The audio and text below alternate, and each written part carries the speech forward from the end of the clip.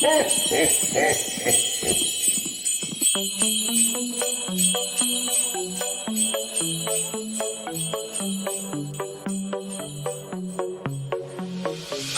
you know before you try to go. Now this is my own show. Not a script or flip could make me stop, so just behave. I mean, there's no escape. Let's hope you make that drop, because you really don't want to take me off. And oh, what fun. I will tell you what to do and you will get it done. And oh, don't run. You'll find your nightmare here has only just begun. Welcome to my horror show. Now it's starting 3D. Oh, I bet you thought you'd seen the last of me. Are you reading the walls? Did you get my clues? There's a debt to repay for now. You'll do. Hey, welcome back to the Horror for Dummies show. Ho, ho, ho, you bunch of hoes. 'Tis the season for joyous horror film discussion, and boy oh boy do we have a show for you. I'm your host Tim, and with me, as always, coming back again, you know him as the Mushroom, but I'm going to call him the Amanita muscaria. That's right, I did some study this week. Yeah, Amanita muscaria, otherly known as the Santa mushroom. Okay. Yeah, it's like those traditional mushrooms that you'd see in like Alice in Wonderland. They have like the red top and the white dots on it. Oh, shit. Aren't they poisonous? Yeah, do not eat them. Yeah. You will die. Man, fucking stir fry that shit, you'll fucking die. They're also Random words. Yeah. There he is. Here we go. Wow. It's been like a week since we've recorded, but we missed a week and we apologize. Sorry. But Sorry. It's been a hectic week for us, both of us. Been busy. Luffy moved into a new house. I did. Do you want to tell everyone about your new house? It's nice. I love how it's right under a flight path. That's fun. So that's more editing for Tim. Also, if you hear a plane, that's why. However, my internet is fantastic here. You know how it was good before? Yeah. It's like I'll just do a quick speed test. How has your week been? My week has been full on. I went to a wedding on the weekend. Congrats to my friends Sean and Bella on getting. Congrats. But here's the thing: the wedding was outdoors, right? And me being a bald man, no hair, clean shaven. I literally shaved my head in preparation for the wedding. All of his pubes off. Went outside. It was cloudy, kind of cold. So I was like, I'll be right. When we got to the venue, no, it was complete sun out, and I forgot sun cream. My head was like basically a cooked lobster after we left.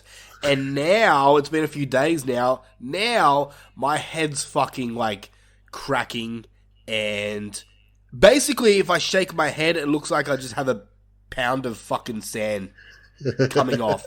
It's itchy as all fuck, man. My head is horrible to look at. Did you see the picture I sent you? No. Snapchat. Look at my Snapchat. Yeah.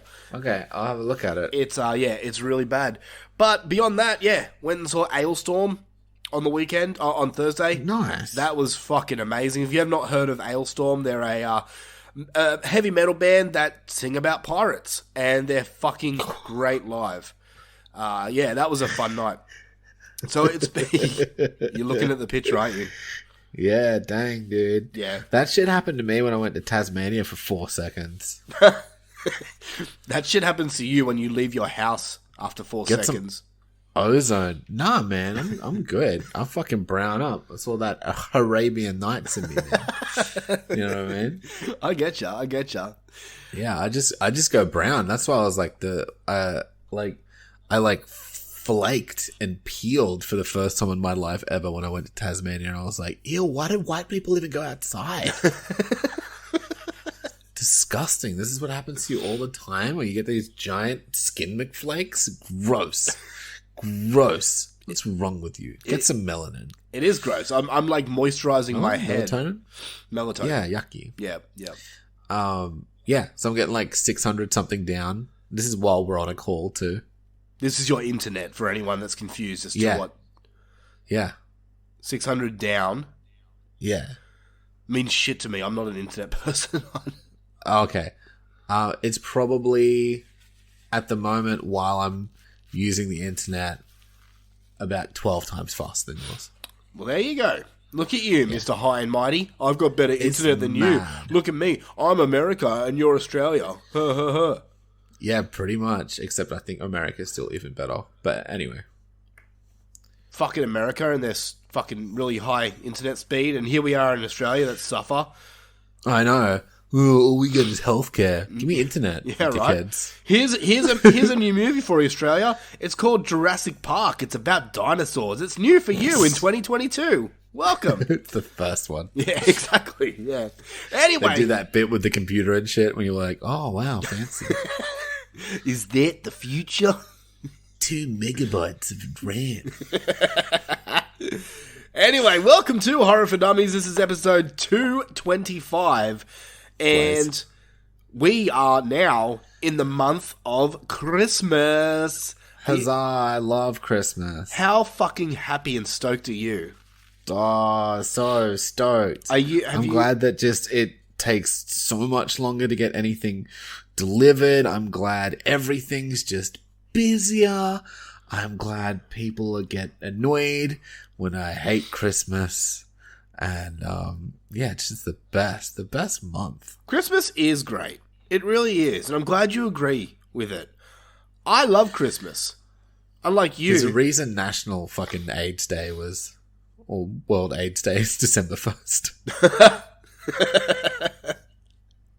What is your problem with holidays and celebrating different things? You don't tell me what to do, Tim. Basically, is the problem. Okay, is there any holiday through the entire year that you actually like and celebrate? And it can be an American holiday. Do you like Thanksgiving? Do you like Halloween? A little bit. I like the aesthetic of Halloween, but I like the aesthetic of Halloween all the time. So I don't need to wait for a spooky month. That's fair. Yeah, okay. What about Easter? Easter's fine. I like the week after Easter when all the chocolates are on sale. Yeah. But I guess the one holiday I really truly celebrate is Black Friday. Oh, okay. I thought you were going to go the fucking 420 day. That's a good one too, but I'm not really a big smoker. But yeah, it's like, it's the only holiday that's like legitimately just upfront about what it is. What about National Scissoring Day? I mean, I'm sure that's fine, but it's not a holiday. Yes, it is. The claim said so. What? Anyway, here's my thing, right? Here's my thing. One day, possibly one day, you might become a father. You know, a faja. You know, have birth to children, right? Faja? Yeah. And when these little mushrooms come out and they're like, oh dad, it's Halloween, it's Christmas, we're gonna celebrate. Are you gonna look at them dead in their eyes and go, fuck off, cunt? Dead in the fucking eyes and be like, fuck off, cunt. I know you. You're a fucking big softy that would never do that, especially to your own kid. So you're gonna have to celebrate Christmas soon enough. Yeah, maybe not. I don't know, man. Well, either way, I'm making you celebrate Christmas this entire month because for the entire month of December, we are going to be reviewing Christmas-themed movies. And on this episode here, we're starting with a film that we've done in the future. We did this on like episode fucking 15 or something, but we didn't really give it the good rundown. The past? Yeah, what did I say? The future. Sorry, Australian language, don't worry. Yeah, we're going to be talking, and this one is in honor of the most gorgeous man to ever step foot on God's green earth, and that is Mr. Scott Crawford from the Friday Night Live podcast. That's giving me a little Scott Crawford right now. Right, yep. I have to adjust my pants right now because, oh, Scotty. Scotty doesn't know that my dick and me think about him every Sunday. We're going to be talking about... Matt Damon. We're going to be talking about the 1984 classic Gremlins. Shit. And beyond that, we have, over the past 2 weeks, me and the Mushroom here have just delved into a fucking sea of 2022 films. And balls deep in 2022. Yeah. So we're just going to give you a fucking mini review on like 12 different movies. Of every movie that's come out this year. I'm up to 122 now. Same. So that's funny. You're a funny guy. So yeah, pretty funny. This episode's going to be a big one, but we're going to be discussing a lot of movies, a lot of what you should go and see, what you shouldn't go and see, and Gremlins. How fun is that? Da, da, da, da, da, da. Oh, we'll talk about that fucking theme. Oh, we'll get to it. Scott, you're in for a ride, my man. Speaking about Scott, do you know who else I love? Your wife, No, children. Not really. I really love Scott's co-host, Heather. Now, we have to give an appreciation to our friend Heather Powell. Did she yell at you when you guys did the show together? No, she kind of just ignored me. And I don't get that because I really respect Heather. I think she's a wonderful, loving angel of a person. And all she does is say bad shit about us, where we just say nothing but nice things. I don't get it. I don't get it. So rude. Am I an asshole in any way to her? To her? Yeah. I don't think so. Not that I've heard. I just try to be as respectful as I can to Heather, and all she does is just badmouth us, and I don't get it. It's well rude. It is. It's well rude. It is. I mean, I could call her a fucking stupid, fucking rude bitch, but I've never ever said that in my life about Heather. You wouldn't do that. I wouldn't. You just wouldn't do it. It's just not in your fucking nature. Right? I mean, I live in Australia, but we're basically like Canadians here. We say sorry when it's not even our fault. Oh, sorry. I don't get what all the fuss is about. Oot na boot na boot. Anyway, enough about Heather. That bitch. Bitch. Go and check out the Friday Nightmares podcast. You can find that on the Kill the Cast feed. They're a wonderful podcast and they're great friends of ours. Isn't there a special episode? Oh, dude. Perfect timing. Yes. Why don't we plug our own show? Okay. So, if you guys are wrestling fans out there, we have our own wrestling show called the Wrestling for Dummies show, where I just bullshit about wrestling. I'm on it when I feel about it. Yeah. But the Friday Nightmares podcast has basically stolen our idea and done their own thing called the One Night Stand. I mean, I'm not blaming Scott. I'm not. I know this is purely Heather, right? It's all Heather's fault. She saw what we were doing here and she's like, I want to do a wrestling podcast too. Heather, are you here? Yeah, I'm that bitch.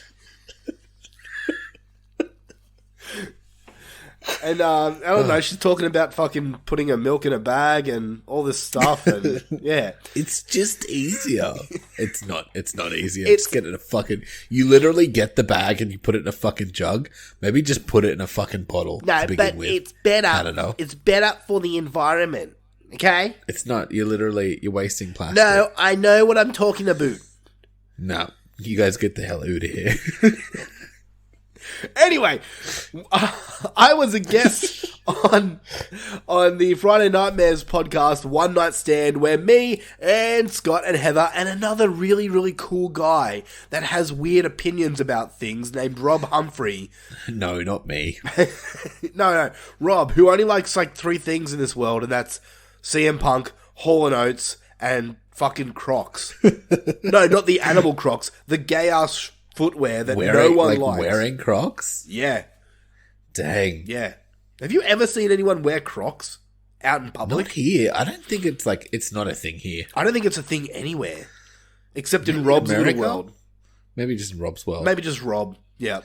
He's there. He's there with his cassette player, with his headphones, listening to Hall & Oates tapes. Those little orange fucking headphones. Wearing his CM Punk t-shirt. Walking around going, yeah, CM Punk's the best in the world. Yeah. How cool my crocs. Rob, are you here? I love Hall & Oates. We're just alienating all our friends right now, but you know what? Hells yeah. They do it to us. And Yeah, I do that enough in real life. They know we love them. So yes, go check out Friday Nightmares One Night Stand, where I appear and we bullshit about wrestling. All different subjects, all different topics. And it was a really good show. Really a lot of fun to talk to those guys about wrestling. And I'm not on it because I don't pay attention to things. That's right. Luffy has a life. On top of that... Let's not get too hasty. On top of that, before we get really deep into our show, Patreon, Horror for Dummies Patreon, we released 2 brand new episodes last week. Yeah, we did. Yeah, we released our Schwarzenegger for Dummies episode where we reviewed... What did we review, Luf? Oh, I totally recall what we reviewed. Huh? Yeah? I like that. Was good. It was Total Recall, by the way. That's why the joke was so funny. Total Recall. Yeah. Yep, so we reviewed Total Recall, and then we also did a bracket episode, and we got super fucking fat and lazy, and Hells yeah. we discussed the best places to eat when you have a hangover. Yep, we sure did. 32 options of different fat foods you can eat when you're craving a big meal, and we definitely remember what happened. I do. You guys fucked me, but... Oh, yeah, I took it to the end. Yeah. So if you want to hear me get really butthurt and angry again, sign up to Patreon. You're like, I definitely won't get angry at this one. It's just stupid food. Who cares? So butthurt.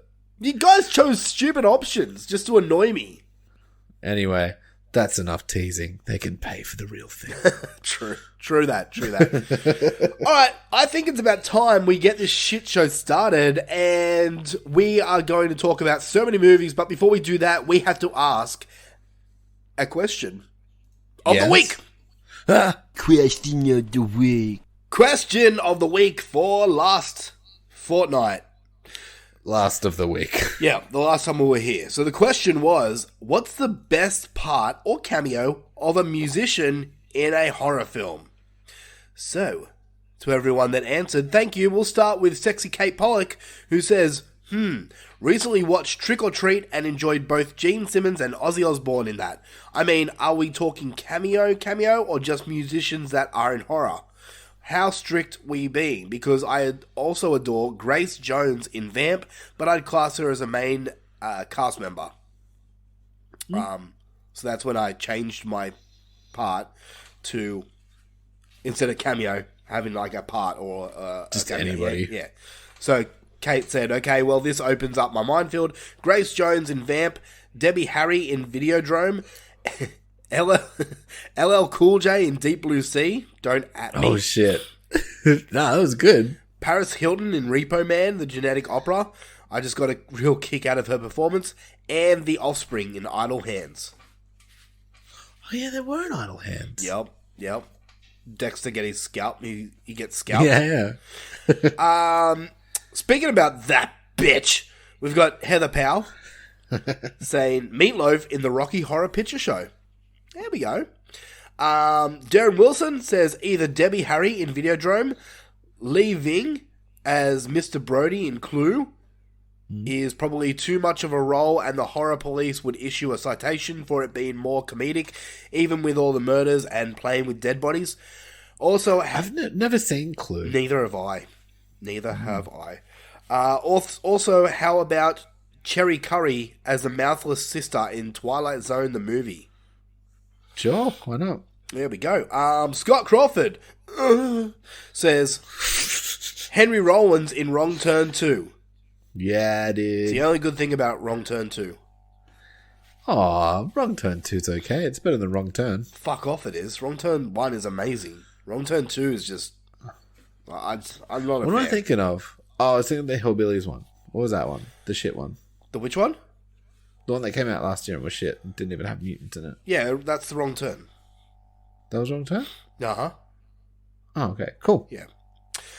Kevin Nez just says Ozzy in Trick or Treat, and he posts a picture of Ozzy with Sammy Kerr. Fuck yeah. Yeah. Alan Chacha says Lemmy in Hardwire, Lemmy in Romeo and Juliet, and Lemmy in Citizen Toxie. Just any Lemmy. Yeah, as long as Lemmy's in it. So I guess you can say Lemmy in Airheads as well. It's not a horror, but... Yeah. Ronnie Pryor says D. Snyder in Strangeland. I don't think I've seen that.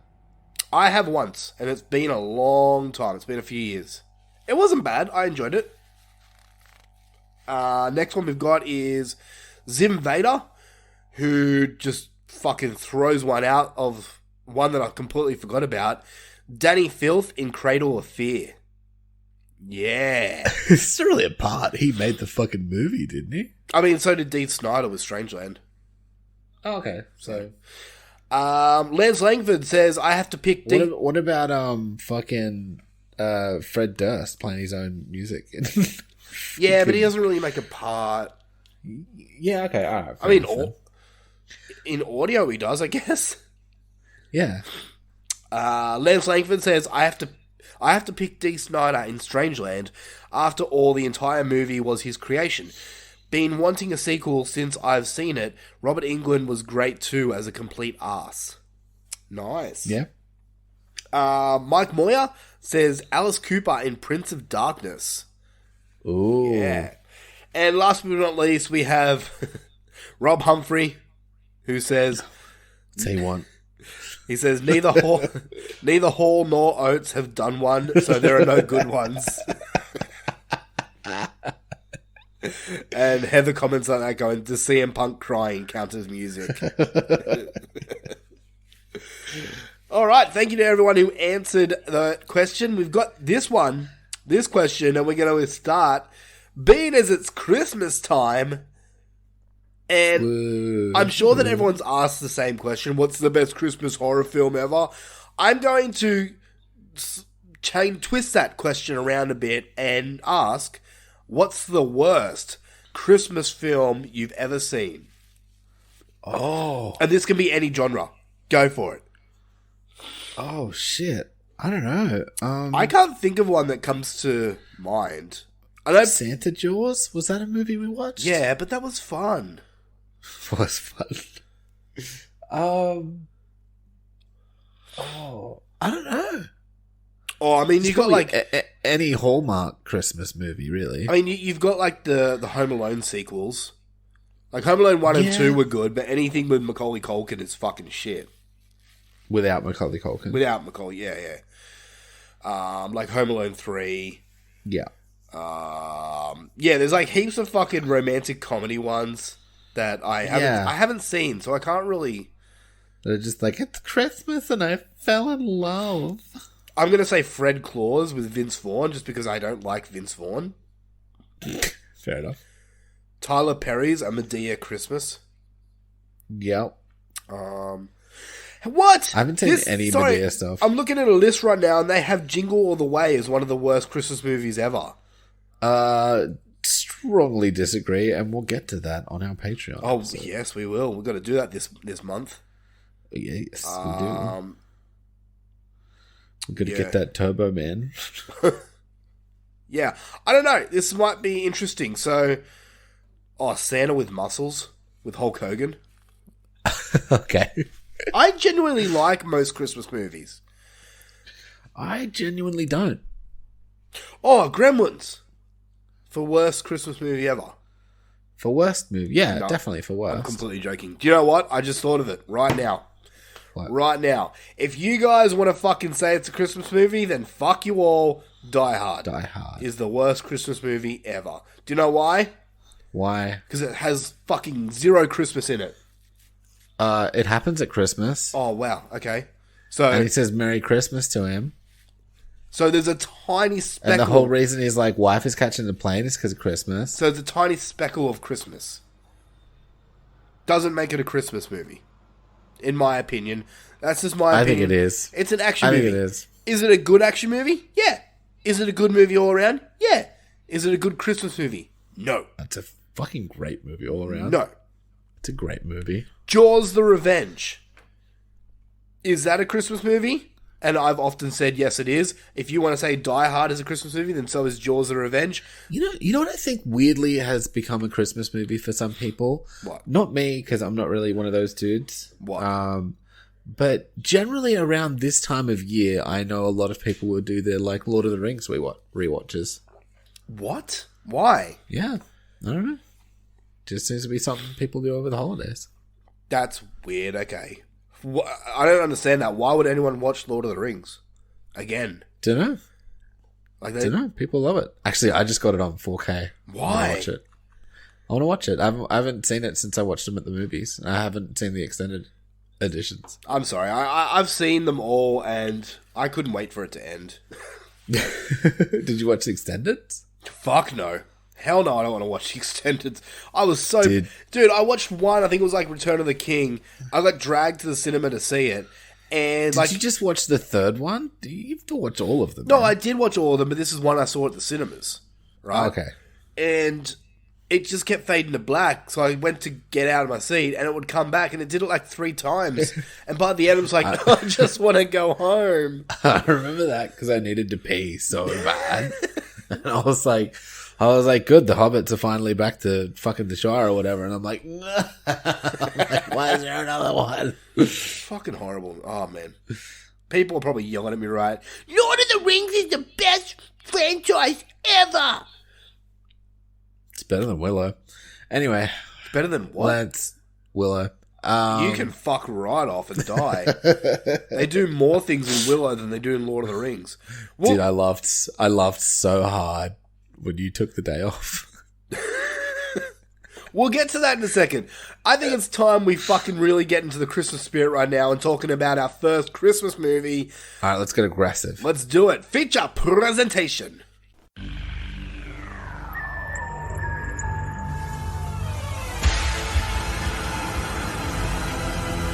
And now for our feature presentation. Tra-la-la-la-la. Oh, thanks, Dad. You're gonna like this. No, don't shake it. We're gonna have to open it now. It won't wait till Christmas. Would you dim the lights, please? Dim the lights. Dad, what does it do, glow in the dark? It's important. Go ahead, open it.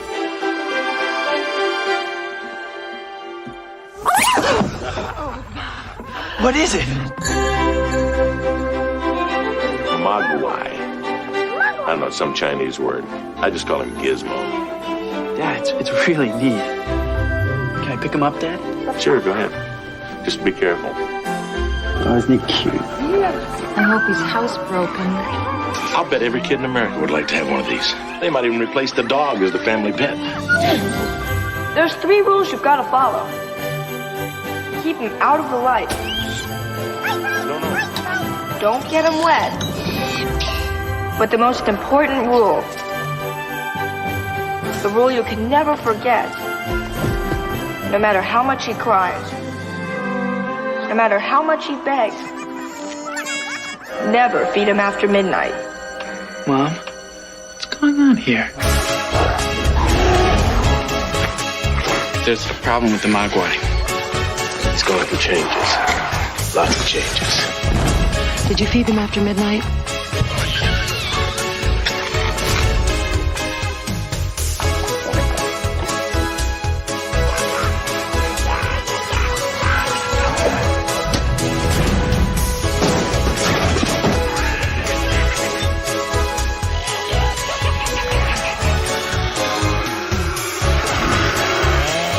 In a matter of hours, this town is going to be turned into a major disaster area. Now you have got to warn people.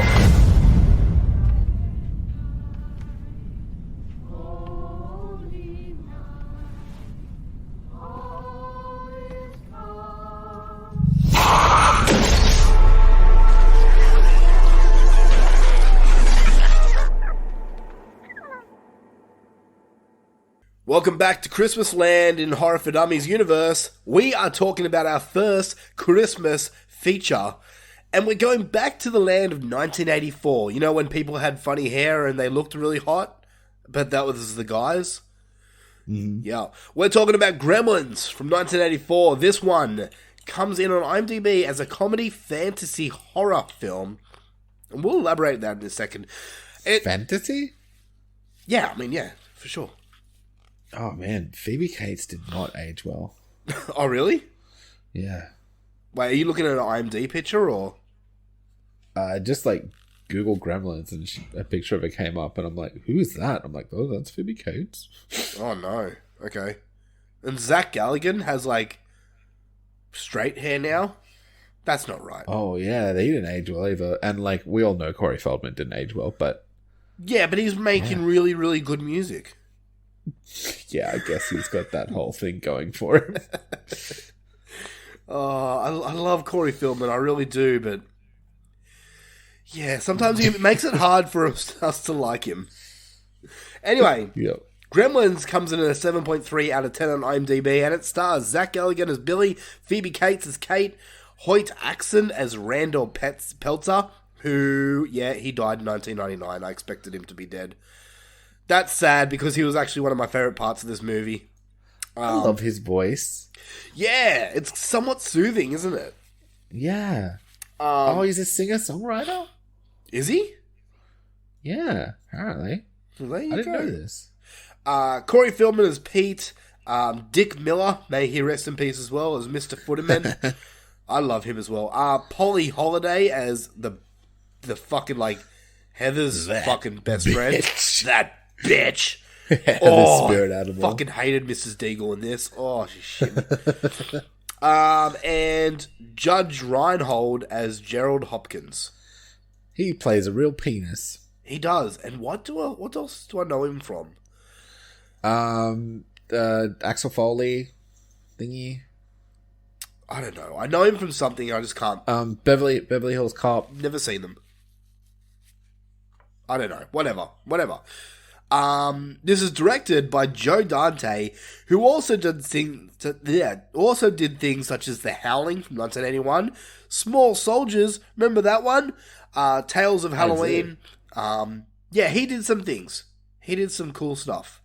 And I'm sure he did something else that I'm just missing. Night of the Creeps, I'm sure he did that. Let me just quickly fact check this, because I don't like being wrong. He did Piranha. That's right, he did Piranha. Twilight Zone, the movie. Amazing Stories. The Burbs. The Burbs is a movie I haven't seen either. I really want to see The Burbs. It looks fun. So do I. He did Gremlins 2, the new batch. I didn't know he directed that. Fucking love that movie too. Underrated. Okay, here's a question. What do you prefer, Gremlins 1 or Gremlins 2? I think Gremlins 1 is the better story overall. Yeah. But I think Gremlins 2 is like more silly and fun. Yeah, I agree with you there.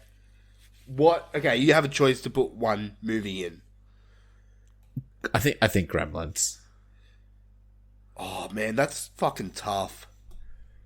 That's tough. I think you're right with what you said, Gremlins being the better movie. But like Gremlins 2, you have all the different Gremlins. You've got Hulk Hogan breaking the fourth wall. Dick Miller comes back, gets into a fight with a flying gremlin. Oh, I love Gremlins 2.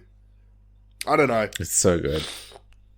I don't know. Okay, so the story of Gremlins is a young boy inadvertently breaks 3 important rules concerning his new pet and unleashes a horde of mischievous monsters on a small town. Everyone knows what Gremlins about, right? If you haven't seen Gremlins, what are you doing with your life?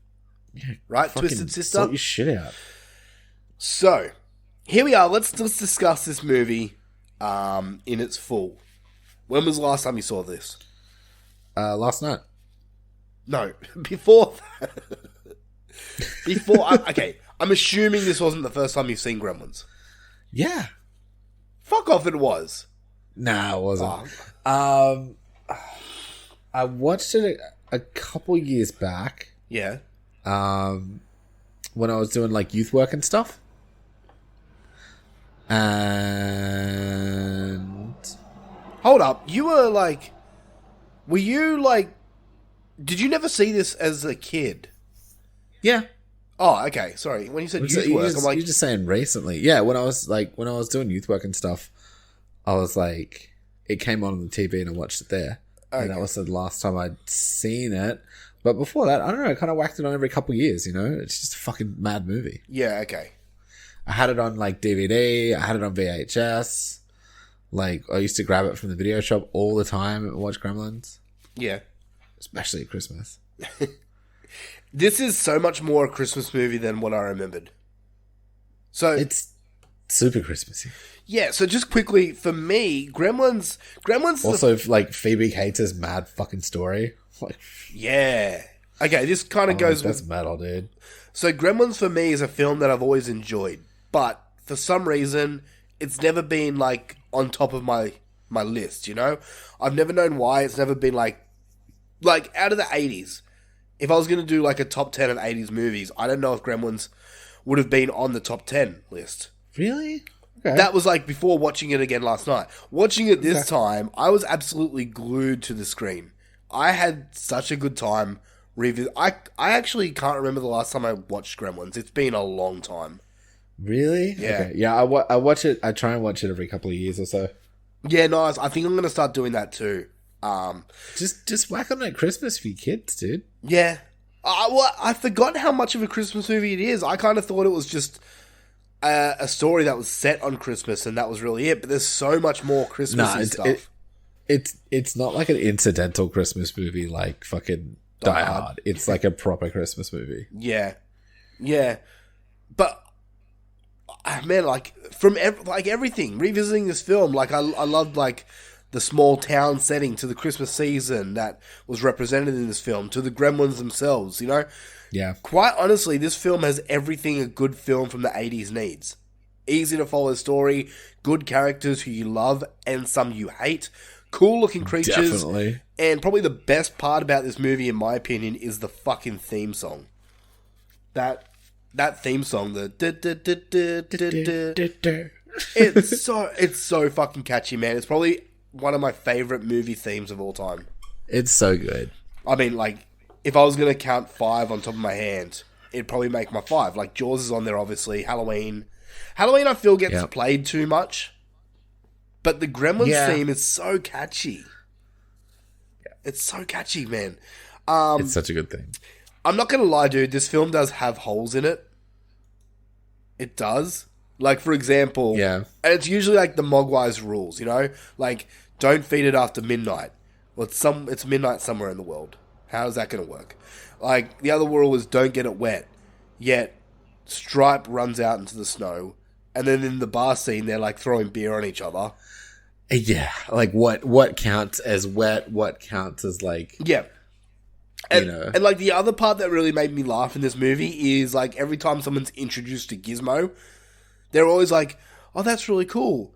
And they just turn away and do their own things. It's like, if someone showed me Gizmo, I'd be like, what the fuck is that? I'd be, like, horrified. Like, what is that? Corey Feldman's just like, yeah, but I got fucking comic books to read, my dude. It's like, these are all holes, but I don't care. They're holes that I can just shrug my shoulders and be like, ah, well, whatever. It's also fun. like with the midnight thing, is that like between midnight and like 6 a.m.? Or is that like... Yeah. Because any time's after midnight, really. See, that's a good point. Like, is there a time period that you can't feed them? Also, like, I don't know. Yeah, it's vague. Yeah, it is. But there are these things that you just don't fucking You just worry roll with about. it. Exactly. You just roll with it. Exactly. Watching it this time, I forgot how actually dark it is. It's metal as. The fact that they got away with a PG-13 rating is insane. Like, even just that last kill where Stripe dies. Yeah. Yeah, right? And it's just like this melted skeleton. Yeah. That's more brutal like than the end of like T2. Yeah, you're not wrong. It's crazy. And he's like, he comes out and he's like, and he like fucking gives that like last little breath and then he's like, yeah. Yeah, but so like, good. even what you were saying before about Phoebe Cates' story with her dad. It's That like, too. Jesus Christ, is this meant to be a kid's movie or an adult's movie? Yeah. What are you? And like, even when we first meet the Gremlins, when they're going after Zach Galligan's mum.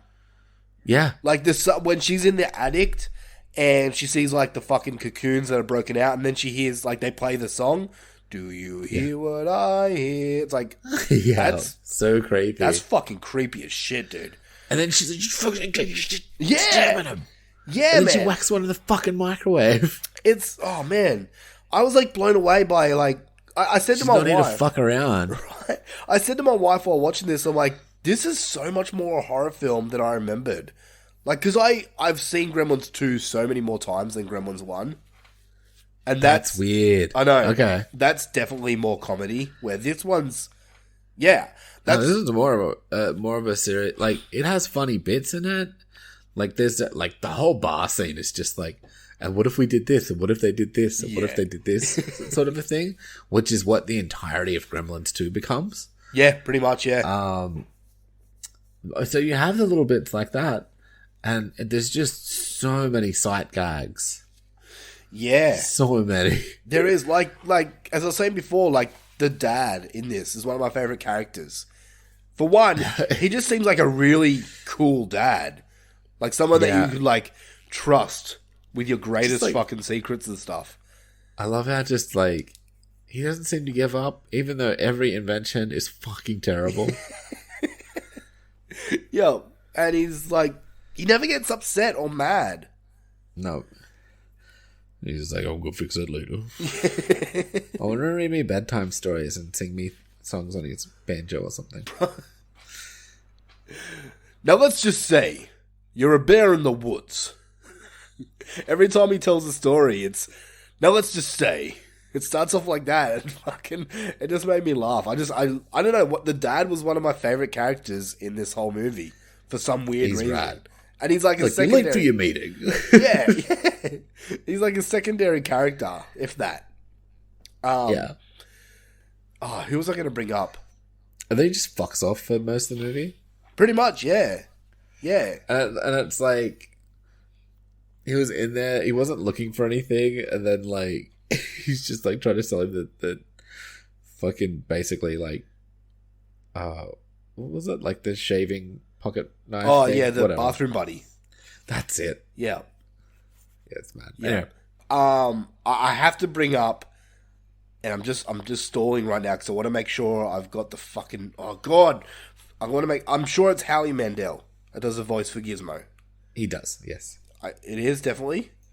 Yep. I just looked at it. Okay.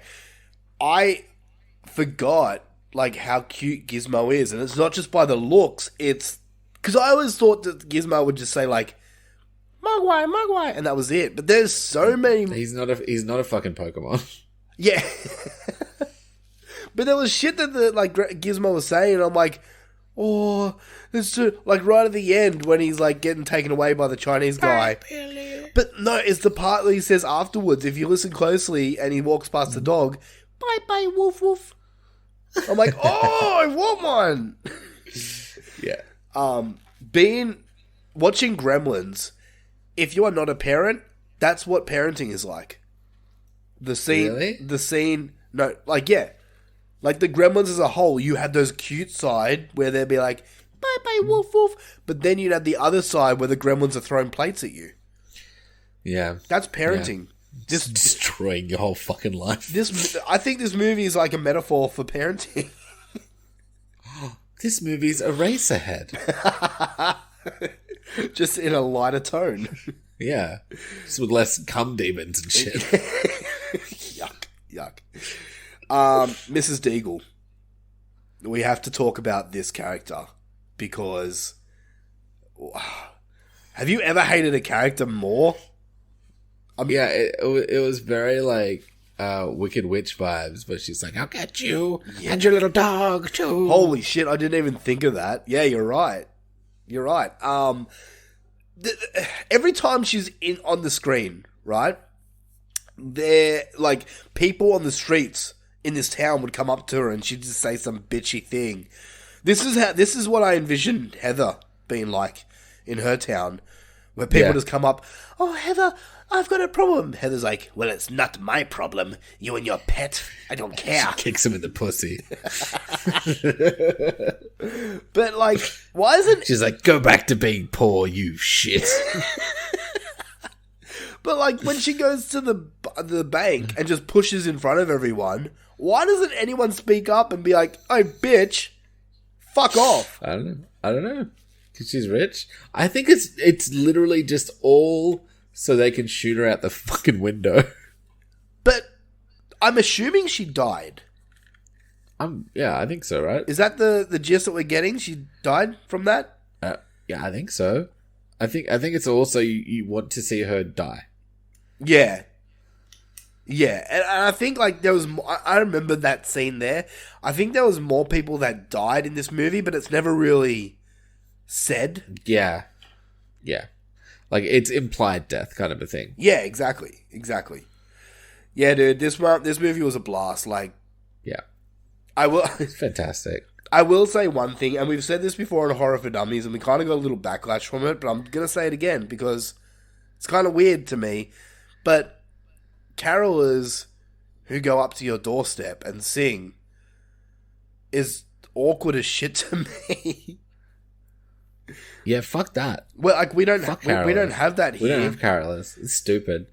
Is that what happens? Like, is that legit a thing? If you're American and you're listening, let us know. Is that a thing that happens? Is that legit? Do people like come up to your door and they're like, "A Christmas song"? Yeah. Because that's weird. Fuck off. And what do you do? Like, do you just stand there and, like, hold your wife and sway back and forth while looking at people? I'd throw Vegemite at them until they go away. That's what I do here. Just fucking bash them with fairy bread. Australians probably do what they do in Halloween. That's American tradition. Yeah. Yeah. They do. I don't know. It's just strange to me. I don't really get it. But can people, like, explain it Huck red frogs at them. Red frogs. Yeah, I'm trying to think of more Australian things.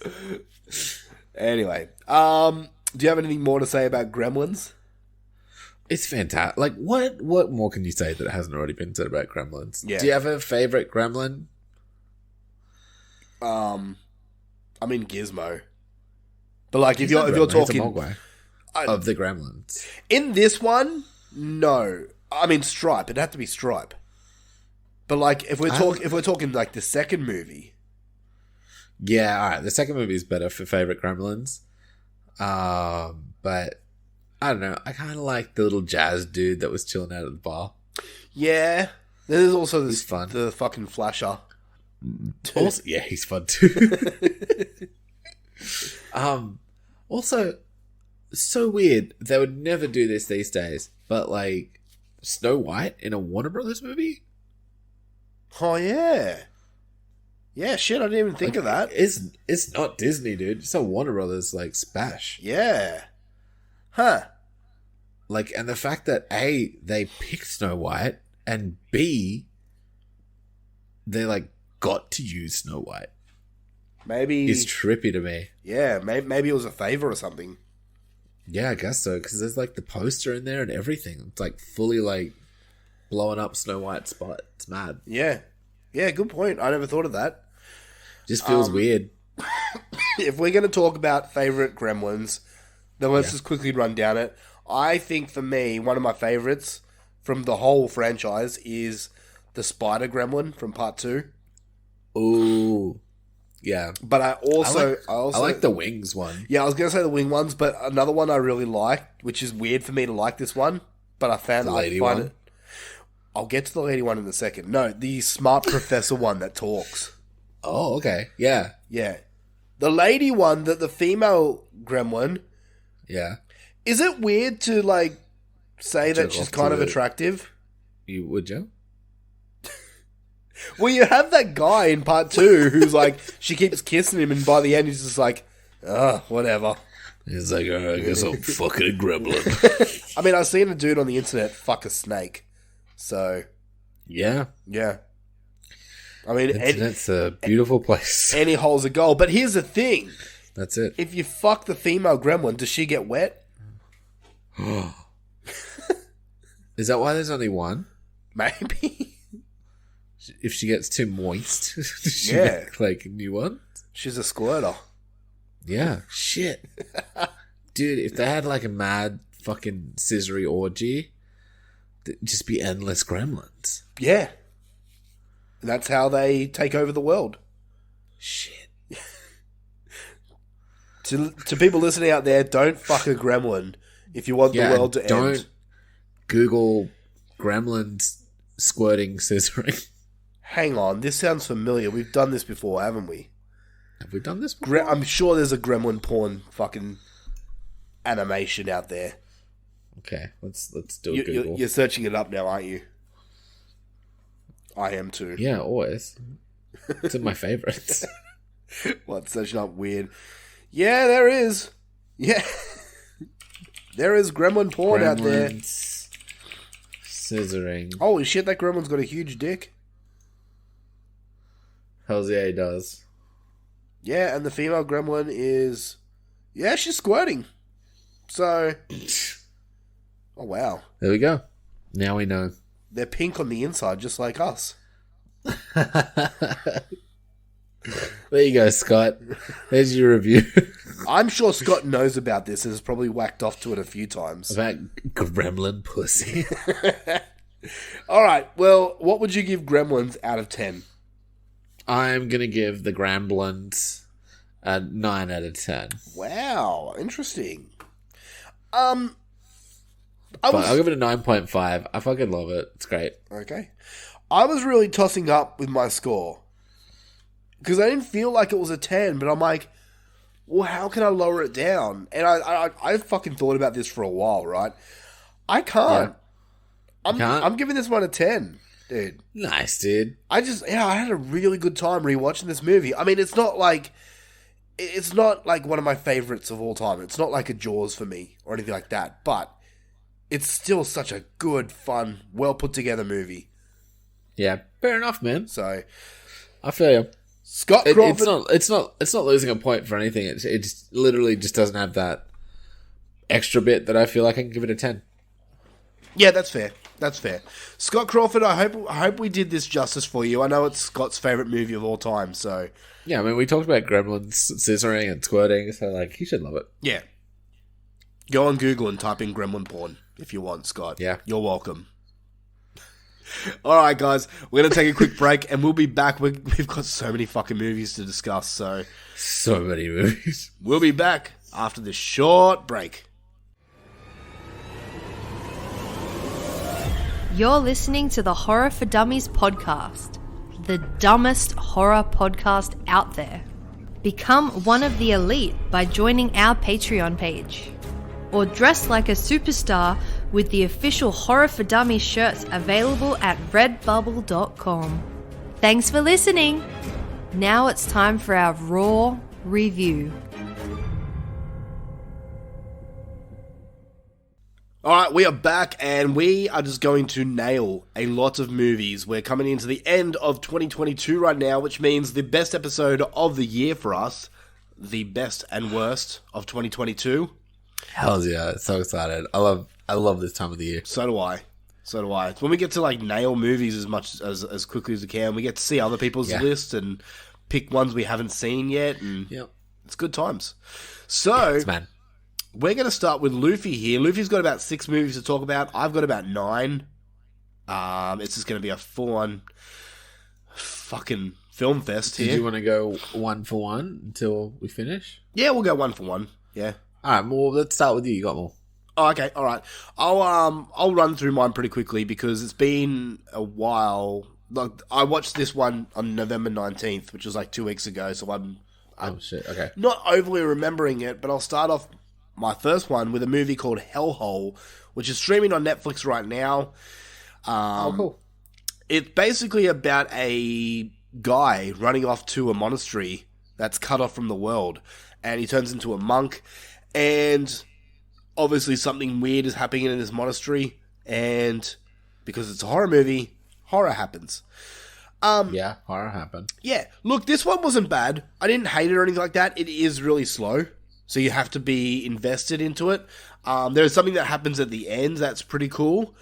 But overall, man, this is one, like, I wouldn't suggest for you to watch it. I think... And you haven't. Yeah, I think this one wouldn't hit for you. It's a fine watch. It is subtitled. I'm pretty sure it is. I can't remember now. But I enjoyed it for the most part. It's not going to make my list or anything like that. I gave it a 6 out of 10. But yeah, the whole movie is you're just following this fucking monk dude. and you find out things about his life. I can't really explain anything more because it's spoilers.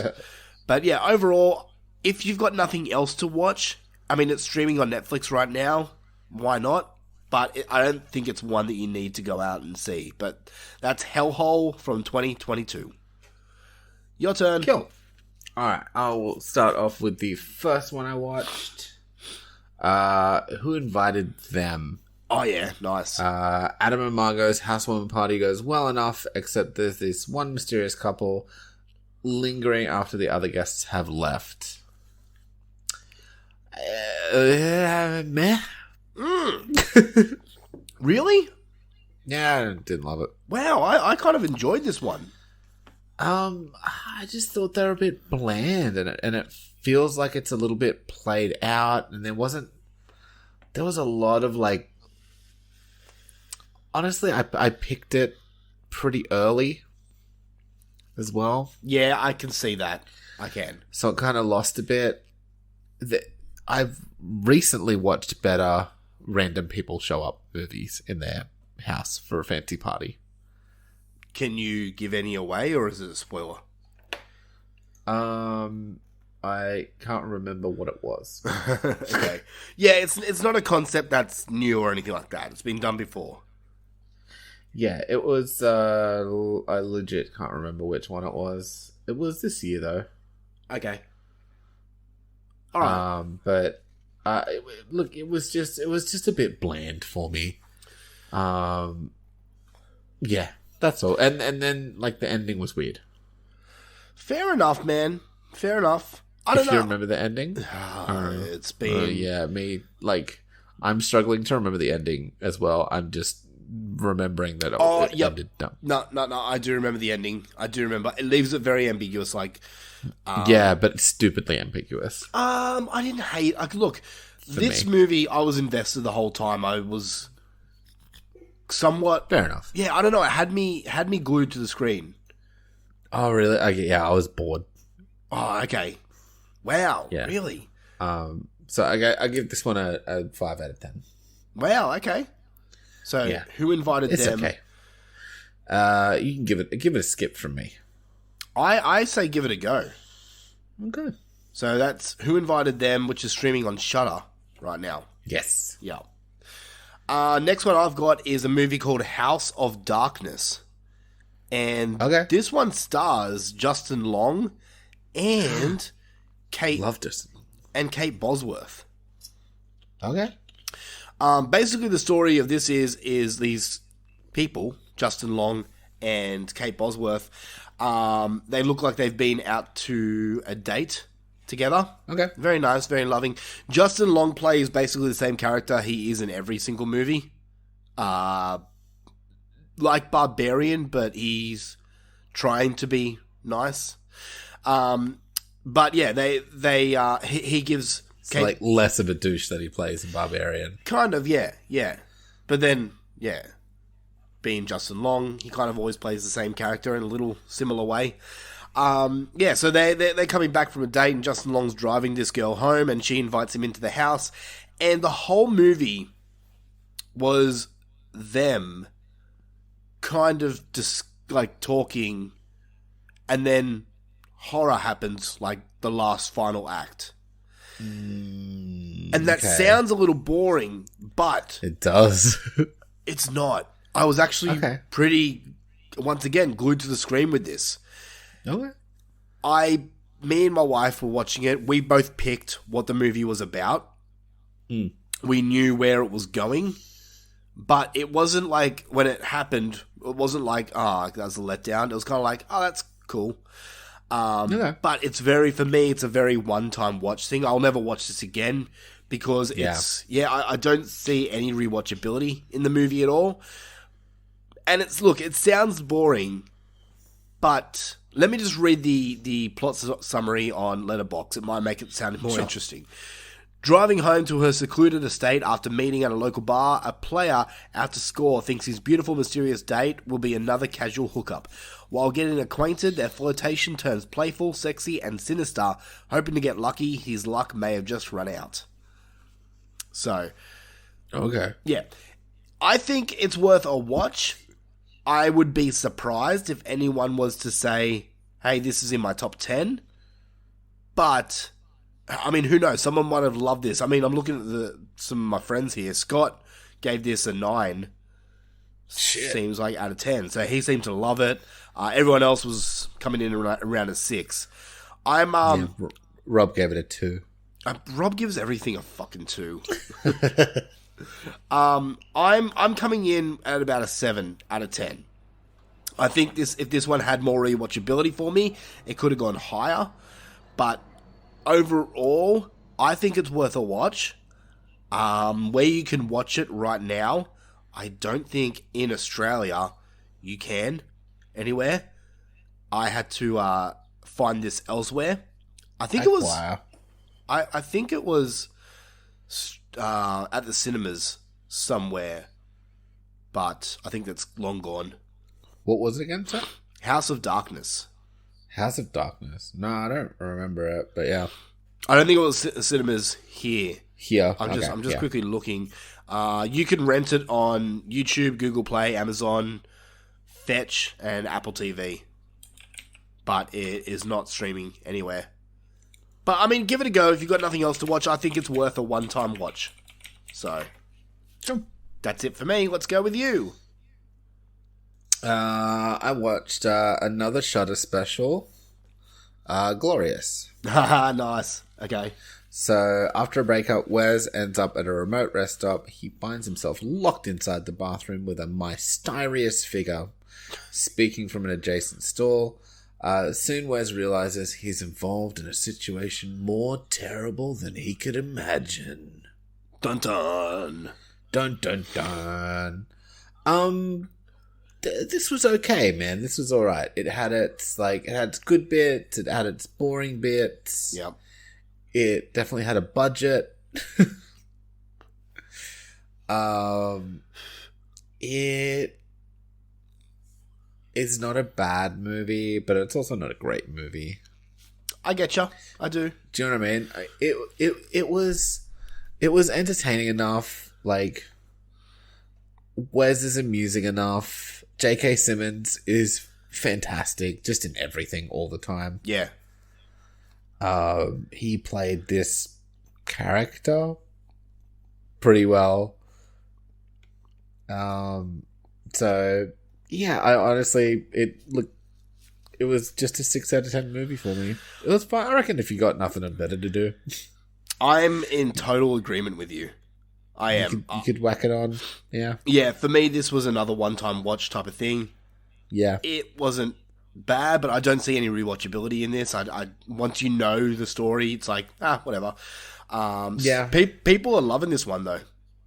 It had some cool bits. Like, you know, there was definitely some, like, literal parts that I thought were pretty funny. Like, with, you know, bits. I getcha. It's a one location movie, which Shudder seems to always thrive on. Yeah, I think so. That's what I mean. It had a budget, and then let's say the ending was a bit of a letdown. Yeah, I get that. I do. But I got it. It was a lower budget Mandy. Not Mandy. What was the other one he did? I mean, it's some. You're not talking the Color Out of Space, are you? Yeah, that's it. Color, I don't know. Whatever. It stars Ryan Quanton, who's an Australian actor, and he was in Home and Away for many years. Yeah, he was. And True Blood, which more people probably know him from. More people probably know him from True Blood. No one knows what Home and Away is. No. There's some of us. So 6 out of 10 for you. Yeah. Yeah, I agree with you. I agree. I told you to watch it because I know a lot of people really enjoyed it, and I thought, hey, what are the chances? Maybe he does. Yeah. Look, there was every chance, but just didn't hit that hard. Yeah. But it wasn't a bad movie. I wasn't bored, you know, like completely bored. I getcha. My turn. All right, Luffy, get your pen and paper ready. No. I'm going to give you a movie that you should go and watch. Oh, tell me later. All right, fine. What is it? All right, so I watched a movie called Sissy. Oh, I watched it. When did you watch it? You put it on the list. Oh, okay. Oh, we can do this one together then. Joe. I mean, it's literally my next... Oh, it's not my next movie, but, you know. We'll make it your next movie. Yeah, well, it will be. Okay. So Sissy... let me just explain the storyline first, and then I've got a bit of a fucking... This was what I was going to watch on Halloween, but it didn't happen. I remember you saying that. Let me explain what this movie's about, then I've got a bit of a fucking tangent to go on, a little pissed off tangent about this movie. Oh, okay. Yeah. Cecilia is a successful social media influencer living the dream until she runs into her ex-childhood best friend and is invited away on a bachelorette weekend. Suddenly, Sissy finds herself stuck in a remote cabin with her school bully and a taste for revenge. Here's my problem with this movie, and it's got nothing to do with the movie at all. I really, really like this movie. My problem with this, it's more the fucking marketing and everything about this movie is Australian. Very Australian. It's fucking Sydney as fuck. They literally film scenes in this movie that are 20 minutes away from where I live. Right? Yeah. So... how annoyed do you think I was to know that this movie's been on Shudder in America for the last fucking few months, yet here in Australia, we have to wait. Oh, no, we don't have to wait. We have to acquire this some other way. Like, how the fuck are Australian audiences meant to support Australian cinema if you're not giving it to us? What the fuck? Seriously. It was limited release at Dundee for a little bit, but that's about it. What, like a day? Yeah, like not long. Seriously? I fucking hate this. Like, every time you watch an Australian movie, they post some things up going, support Australian cinema. Really, cunt. How are we meant to when you don't fucking make it easy for us to watch? Fuck you. Yeah. Fuck Australian film industry. They can go fucking suck a dick. I know. Like, when you're only going to put it, like, I know I'm lucky because I've got a Dundee close to me. Yeah. But there's literally one in Newtown and I think one in the city somewhere. And other than that, there's fuck all.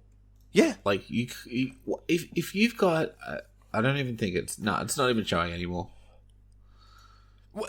So it was out for Halloween, and that's about it. And like it's not on it's not on Shudder for us. If you're going to limited release it, and it's a Shudder original too. Yeah. And it's not on Australian Shudder, it was fucking stupid. You know what? I'll just say it. I fucking stole this movie. I don't give a shit. I did too, because it was the only fucking way we could see it. Does that make us feel bad? You know what? So guess what, Screen Australia?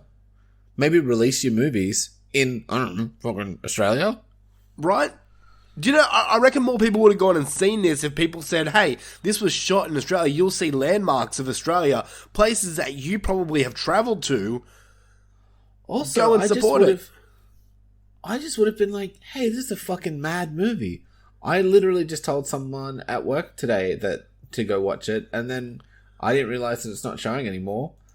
Yeah. So now they can't. They literally can't watch it till it comes out fucking whenever. It feels like it. Yeah, unless they do what we did. Yep. And acquire it. Hey, if you're in Australia and you want to see Sissy, fucking acquire it. Like, okay, in saying that, I really enjoyed this movie. I thought it was fucking great. It's an Australian movie, and you know how hard I am on Australian movies. You fucking hate Australian movies. I do. But this one, like, I mean, it's not perfect. There were things that kind of annoyed me about Australia in this movie. But this is a movie that I'll probably buy because I want to support the filmmakers of this movie. It's not their fault. It's not their fault that this wasn't shown anywhere. They made a good movie. It's fucking everyone else's fault for not showing it. Yeah, I literally said that to Amy when I was like watching it. I was like, I want to buy this, but I can't. Yep. Yeah, exactly. You want us to support your shit, then let us. Give us somehow to do it. Anyway, all right. So you liked Sissy. What did you think about the movie? I thought it was fantastic. I thought, it was like a really good portrayal of Australians. Like, it was accurate. Yeah, yeah. Like it had like mad nostalgic 90s vibes. It had fucking like, just a really fucking cool cast, and everyone's an asshole. Yeah, everybody sucks. It's the generic millennial cast that you see in like every movie. This is the better version of Bodies. Yeah, I'll agree with that. I can't believe you're saying that, but yeah, I'll agree. Yeah. Yeah, no, so going into this movie, I knew nothing about it. I knew it was a bully revenge story, and I fucking love those stories. But this movie gave you the squishy, gory stuff. Didn't it? And wasn't it just like, I don't know if it was just me, but they felt like really local effects, if that makes any sense. Yeah, but it wasn't bad. No, it felt like very Screen Australia effects. Yeah, I get what you're saying. Do you know what I mean? Like, it wasn't like we have whole different special effects teams and shit here. Yeah. And it felt very Australian to like every fucking grain, which I loved. Dude, there was so much to like about this movie. I gave it an 8 out of 10. Dang, that's a lot for you. Yeah, I really enjoyed it. I gave it a 9. Holy shit! This is a top 10 contender. Oh, interesting. Okay. Yeah. See, there we go. Yeah. Like you were correct. Yeah, I had a feeling that you'd like this just because of the gooiness in it. That's why I told you to watch it. I didn't think you'd give it a 9 or anything like that, but fuck yeah, that's heaps good. It just hit for me, you know? Like, it was just... it was just a fun movie. It was a fun movie. It was interesting. There were lots of cool kills. Spoilers, but... Yeah. You know. Yeah, go in expecting to see gore. Yeah, that was great. Yeah. So, Sissy is a plus for both of us. Yeah. Hell yeah. All right, well, you can go next. That was your turn. You stole my turn. Sorry. Look, don't worry, darling. From 2022, a 1950s housewife living with her husband in a utopian experimental community begins to worry that his glamorous company may be hiding disturbing secrets. Yeah. Don't worry, darling. A movie that I had to make you watch because I thought that you would like it. And? Yeah, I like it. Just like, or? I mean, I'll give you a score if you want, and then you can go from there. Yeah. I gave it a 7. Oh, shit, okay. I thought this would be like up near the 9s for you.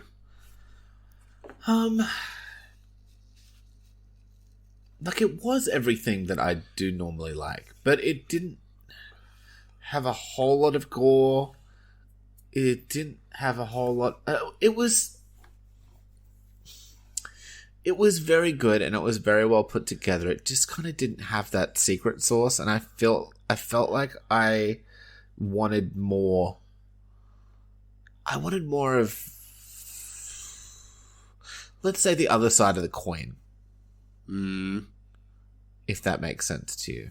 Yeah, you wanted more horror. Not quite more horror. I wanted to hear more about life on the other side. Okay.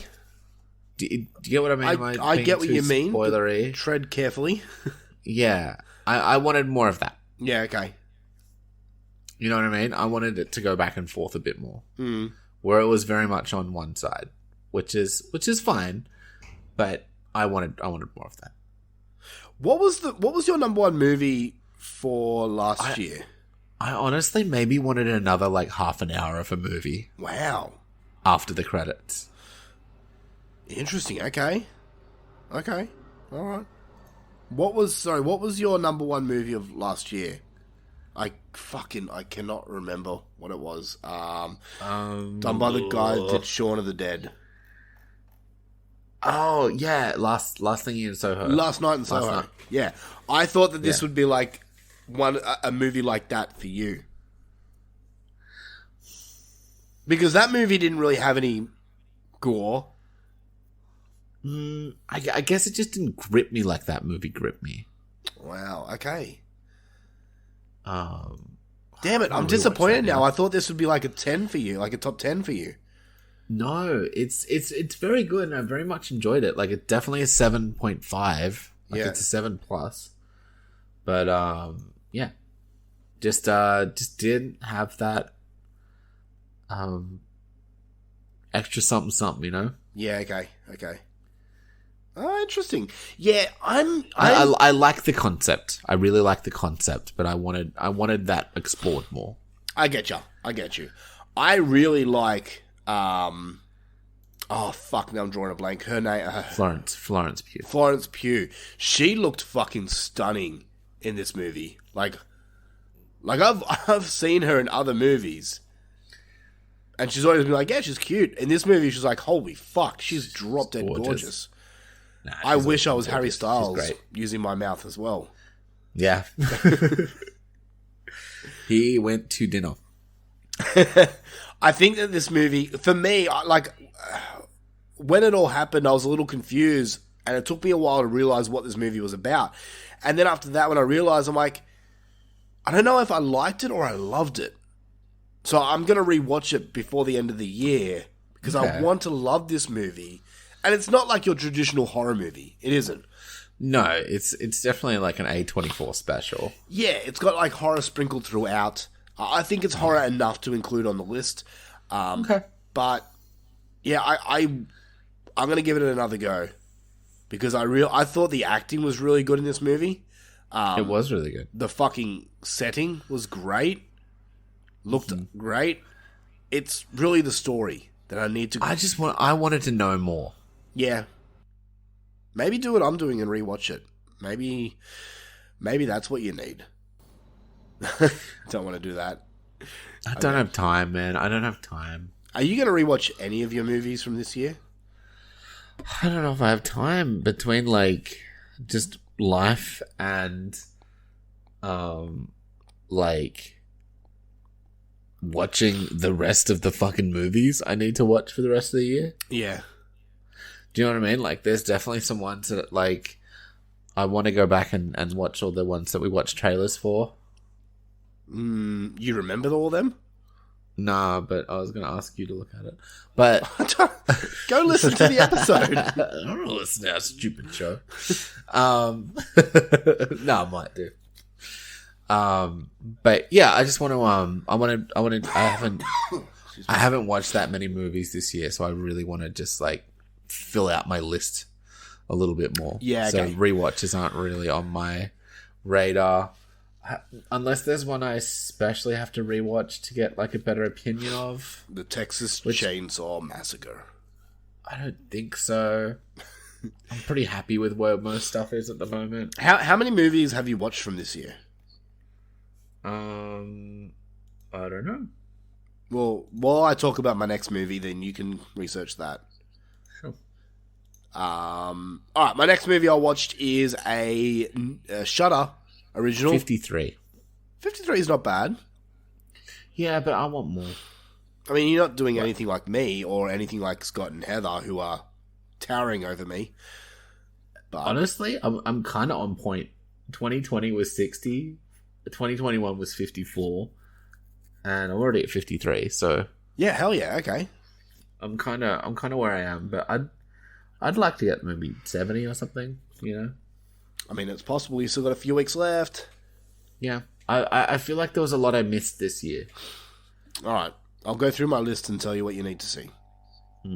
Alright, my next movie I'm going to talk about is on Shudder. Right now you can watch it. It's a Shudder original, and it's called Slashback.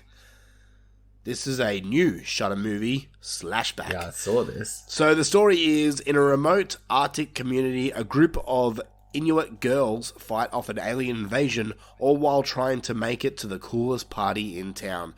That sounds fun. Yeah. I've seen a lot of people say that this movie is The Thing crossed with... Oh, fuck, what was it? Oh, people were saying it's The Thing crossed with something else, and I can't remember what the other thing was. Spice Girls movie. Superbad. The Thing crossed with Superbad. I'm sure it was that, yeah. Oh, it was a comedy horror. Yeah. Both The Thing and Superbad are much better movies than this. Look, okay. I know Heather's going to give me shit here. Heather's, because this is a Canadian movie, and unlike me with Australian movies, Heather is all about Canadian movies, you know? I mean, she's, sorry, let me rephrase that. She's all about Canadian movies. Yeah. The acting in this movie is fucking horrible. And before, Heather, you come for my Take throat. that, Canada. Before Heather comes to my throat, I get it that these actors are not actors. They have never done anything before. They were... what's the word? Someone came up to them and said, "Hey, you want to be in a movie?" Yeah. My problem, Sure, what's it about? My problem with this is, and I'm guessing they wanted to get the real authentic community of where this film is set, and that's cool and everything. My problem with this is, and this is a rule in wrestling, if you can't do it, then don't do it. Yeah. If you can't act, then don't. You know? Yeah. And that's not saying that you don't have talents. I mean, you don't fucking criticize a fucking a cat because it can't swim like a goldfish. Yeah. Does that make sense? Yeah. This movie was I mean, fine. it's a weird metaphor, but sure, I get you. This movie is fine.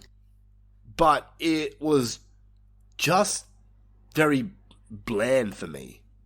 It did nothing really interesting. Its effects weren't really that great. The characters in this movie... Okay, you know how... Oh, no, you wouldn't because you don't fucking watch wrestling anymore. MJF just calls everything mid. Yeah. That's what this movie is. It's very mid. This is mid. It's just mid. It's a bummer. It's mid, man. I gave it a 5 out of 10. It's a movie I'll never ever watch again. Will I recommend it? No. I don't see really much joy in this movie at all. I didn't really care for it at all. It's, you know, if it's your thing, good for you.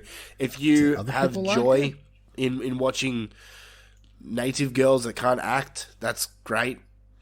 I mean, it doesn't look like many people are like raving about it. I don't know. On my list, people like there's some guy that gave this a 9 out of 10. I'm seeing a few 5s and 6s out of 10. Scott gave this a 7 out of 10. Okay, fair enough. Yeah, man. If you want, go and check it out. But I'm telling you right now, these girls can't act because they literally cannot act. I'm sorry, Heather. I know you're gonna get all butthurt because I'm teasing your precious Canada, but. And look, Canada has made some fucking amazing movies. They have. I can't name any off the top of my head. I know they have. But, like, this really isn't one. Fair enough. Black Christmas. Black Christmas is a fucking good Canadian movie. Fair enough, dude. I'm drawing a fucking blank here, but My turn.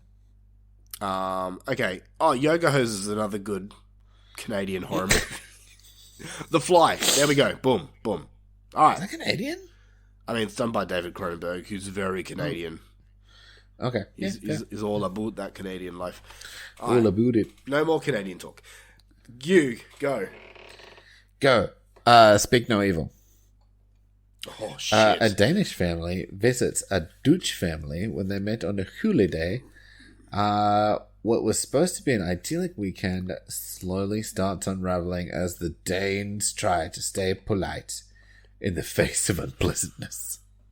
Such a polite synopsis. What a weird little movie. I'm curious to see where you come in because up until the last 20 minutes of this movie, this was pretty much locked in my top 10. And then the last 20 minutes happened, and it pissed me the fuck off so much. Yet the rest of the movie is so good for me. But it's just something that happened at the end that really annoyed me. And I can't say it because it's a dead giveaway, but Yeah. If you've seen See No Evil, which apparently is streaming on Shudder in some places, not here. Yeah, I think it's worth a watch, but I'm curious to see where you come in. Also, it's a sequel? To what? No. Is it? To what? See No Evil. Shut up. Is it? Yeah. No, I was genuinely asking. No, it's not a sequel to See No Evil. Oh. Okay. Yeah, I actually really enjoyed it. I thought it was like nice and tense. It was very weird. Very weird. I thought it was well shot. I think everyone was very odd. Everyone acted really oddly. Like there was so much shit where I was just like, just leave. Yeah. Just go. Yeah. The fuck? Why did you even in the first place? Why? Because they're doctors? Yeah. Who cares? So weird. They're so weird. But apart from all that, yeah, it's just weird and tense and very like very cool. I liked the ending. Did ya? Yeah, it was fucked up, dude. Yeah, I agree. It's fucked up, but like certain decisions that were made are fucking dumb, and like just not dumb because I can see people actually doing that, but fucking infuriated me, man, so much. Yeah. Some characters' mindset is fucking dumb for me. That I really want to rip this movie apart, but I can't because it's gonna spoil it for everyone. We should actually do an actual review on this movie one day. Too late. We've done it now. Look, I gave it a 7.7. Okay. It's look, it's real good. It was real close to an 8, but it just doesn't get an 8. Yeah. But it was very I super enjoyed it. It was a very pretty movie. Yeah. I thought it was well acted. Yeah, some of the story beats could leave a little more to be desired. I also wanted to know more about the protagonists. Or the antagonists, sorry. Yeah. Do you know what I mean? And their history and what their go was. I thought I had it figured out, but I don't think I do. Fair enough. Yeah. Do you understand where I'm coming from, though? Mm-hmm. What annoyed me about this movie? It's just... It's not how people would act if a certain thing was happening to a certain someone. Mm-mm. That's what annoyed me about this movie. Yeah. No, I agree. Like, in an all... man, I can't say too much. Yeah. But okay, I'll talk to you off air and I'll tell you what I had a problem with. Okay. Yeah, I do not want to spoil it because I think this is a movie that you should go and see. I also think you should watch. If this was in someone's top 10, I would understand. Yeah, and I want it to be there with me as well, but it's just I can't put it in my top 10 because it annoyed me so much. Fair enough. Yeah. I just same with Don't Worry, Darling. I just wanted to know more. Yeah, okay. I get you. Alright, my next one I've got is a movie that I honestly wasn't going to watch because when it was advertised and when I saw the trailer, I was like, oh, that looks fun. And then a lot of people started watching it and they were like, it's fine. And I'm like, I don't really have time for a fine movie. It's called My Best Friend's Exorcism. Yeah. Which is streaming right now on Prime Video. Oh, okay. You can go and watch it right now if you like. If you have Prime. So the story is... Should I go and watch it right now? No, you stay here. Oh. Yes. The year is 1988. Abby and Gretchen have been best friends since 4th grade. After an That's when I was made. Well, there you go. But you weren't a teenage girl in 1988. I would have been if I could have. After an evening of skinny dipping goes disastrously wrong, Gretchen begins to act different, which leads Abby to suspect her best friend may be possessed by a demon. With help from some unlikely allies, Abby embarks on a quest to save Gretchen, but is their friendship powerful enough to beat the devil?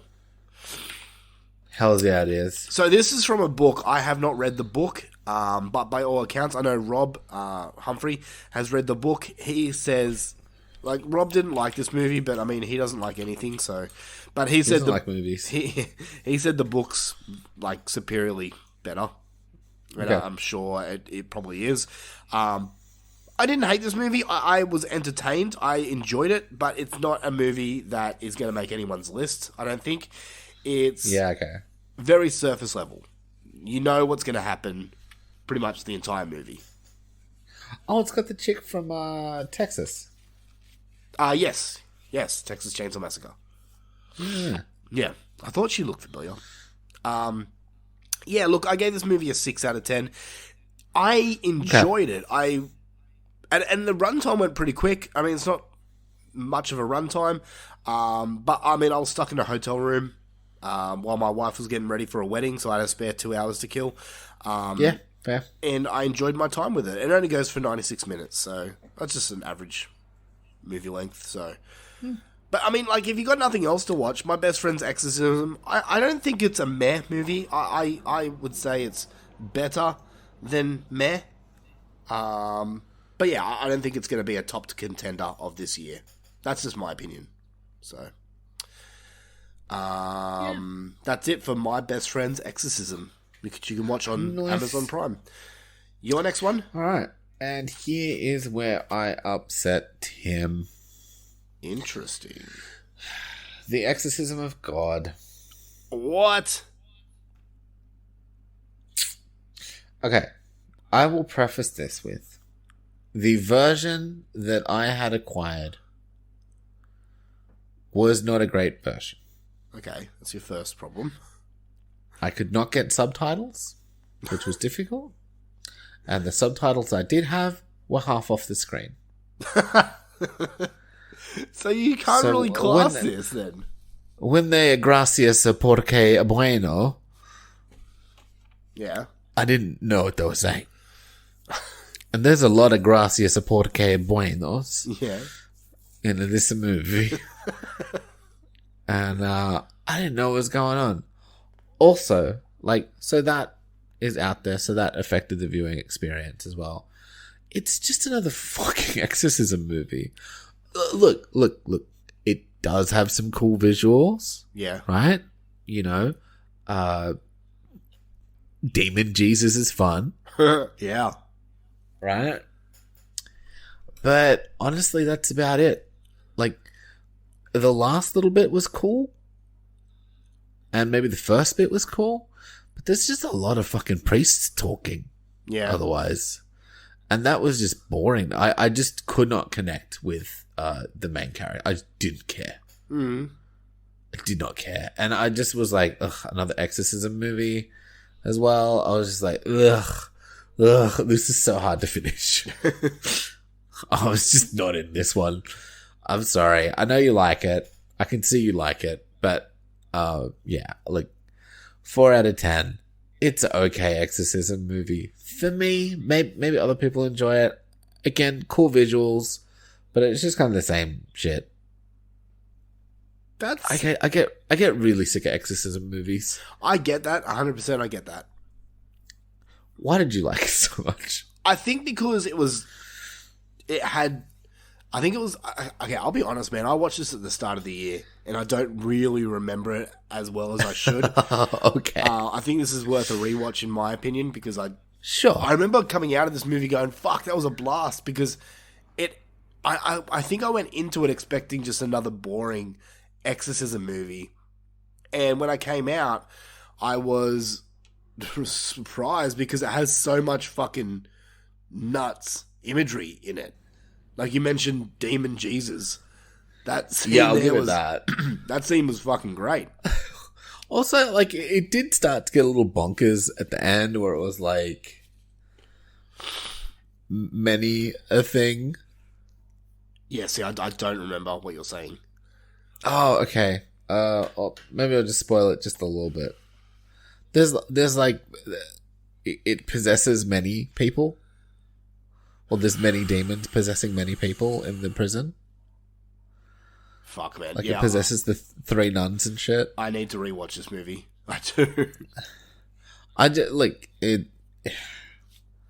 I don't know, man. I didn't. I was bored. I was just bored. I wanted to like it more, but I was just bored. I think the fact that I can't remember this movie proves that it won't be in my top 10. Yeah, maybe you like it more in a rewatch. I don't know. Maybe, yeah. But maybe watch it and be like, Luffy's a fucking idiot. He's so stupid.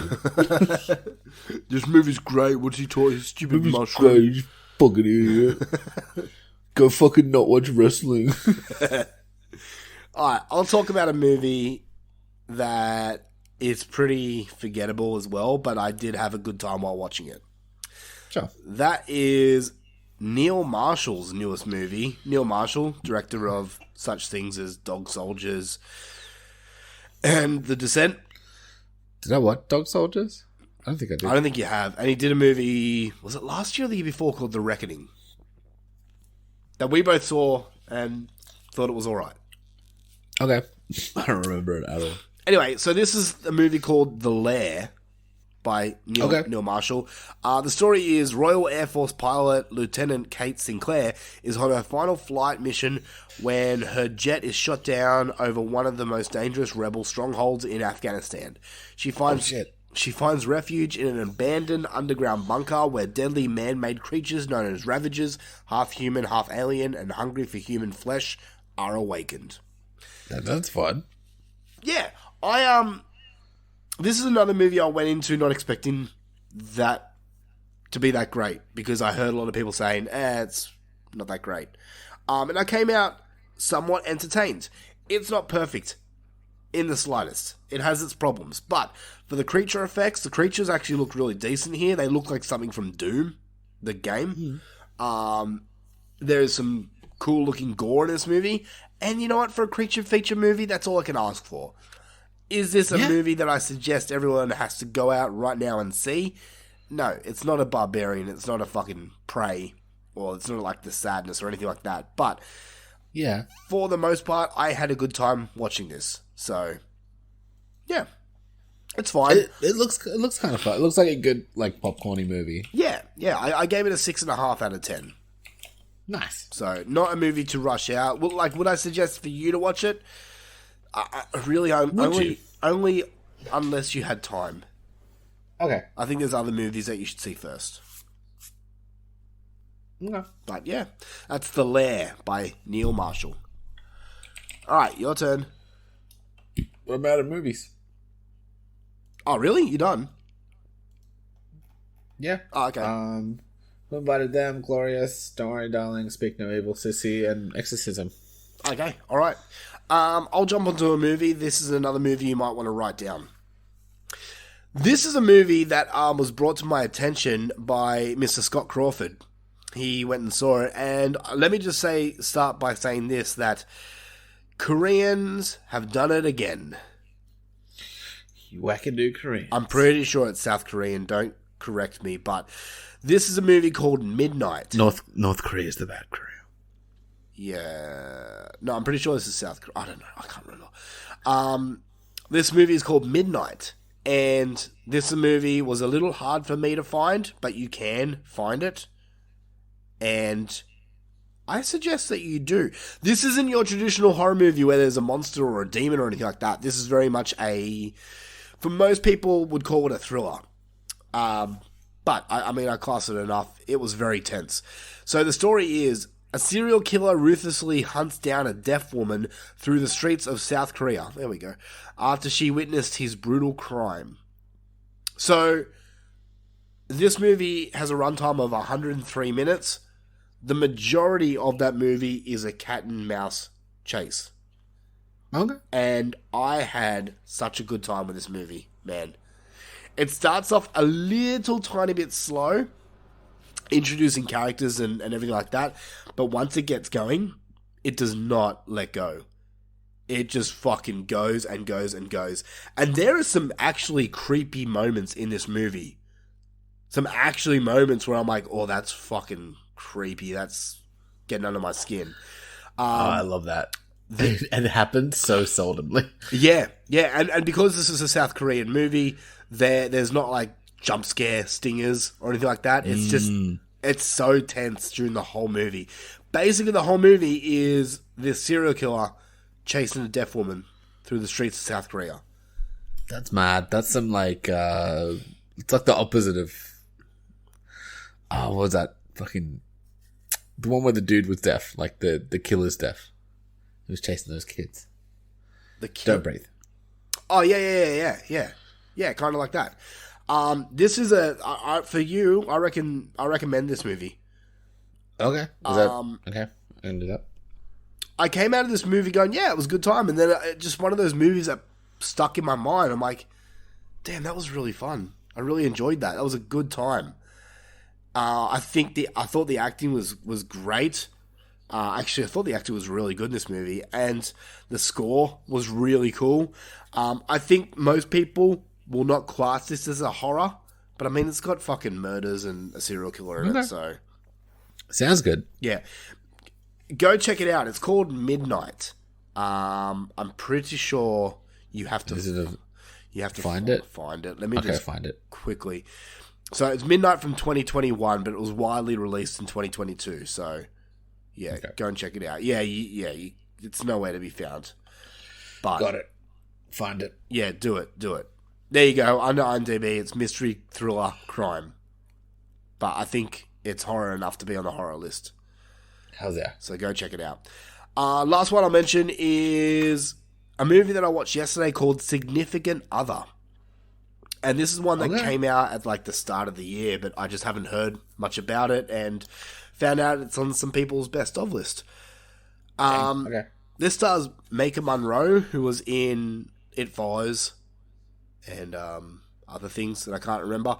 The story of this is Ruth and Harry decide to take a romantic backpacking trip through the Pacific Northwest. But amongst the beautiful scenery, Ruth makes her an unexpected discovery that sets her off on a strange, frightening new path.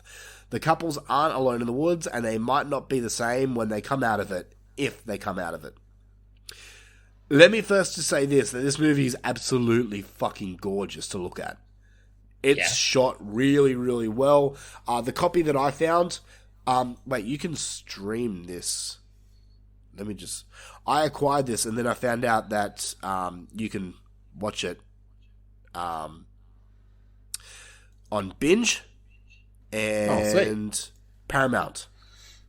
Okay. Yep. Is this a I should watch it thing? I think maybe you should give it a go.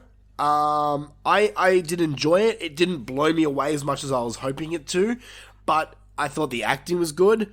The scenery was good. I picked certain things in the story that did happen, but for the most part, like obviously there's like a twist in it. For the most part, I didn't see it all coming around. But it didn't grab me as... I think this is kind of like the same for you with Don't Worry Darling. I kind of wanted to know more. Yeah, right. This is more The Thing than Slashback was. Got it. If that makes sense. I think it's worth a watch. I'm not going to really talk much about it because it didn't just... It's a 7.5 out of 10 for me. Okay. Which is a good score, but for a top 10 contender, you need to be 8 and above. Sorry, darling. Yeah. But yeah, Significant Other. It's on Binge. It's on Paramount Plus. I say why not? Give it a go. Put it on that list, motherfucker. I did. Good. Beyond that, that's all the movies that I've got. Do you want to quickly talk about Wednesday? Yeah. So I've watched maybe 3 episodes so far, and I'm just really fucking digging it. I've watched 2 so far. Yeah. What are you thinking? I'm digging it, man. Okay, my wife is so much a bigger fan of the Addams Family than I am. I never really got into the Addams Family. She's got a fucking Addams Family tattoo on her. Like, she's like that into it. She loves it. She binged the entire season in one day. Oh, shit. And is now rewatching it with me. So she, like, fucking loved it. I love it. I've been loving all the little Burton Easter eggs and references and stuff as well. Yeah. Like, have you seen the canoe race thing? I fell asleep during that part. I have to rewatch that part, but yes. Oh, okay.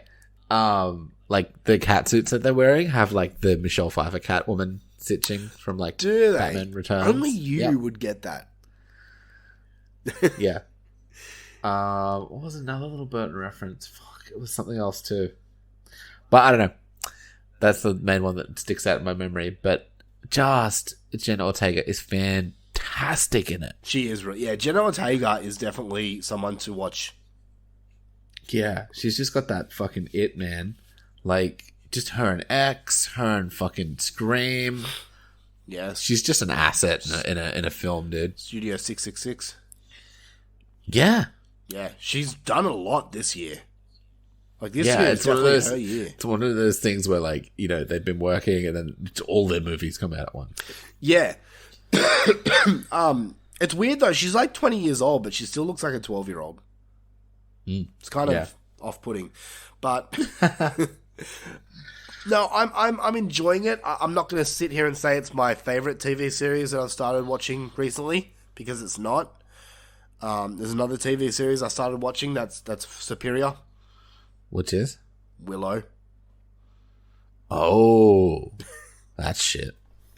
It's not shit. It's fucking okay. No, so, I'm gonna watch it later because I need to rewatch Willow itself. Yeah, you probably do. And then I'll watch it. They show a little recap of the movie. I think the last time I watched Willow was on a VHS. Jesus, okay, yeah. Indication.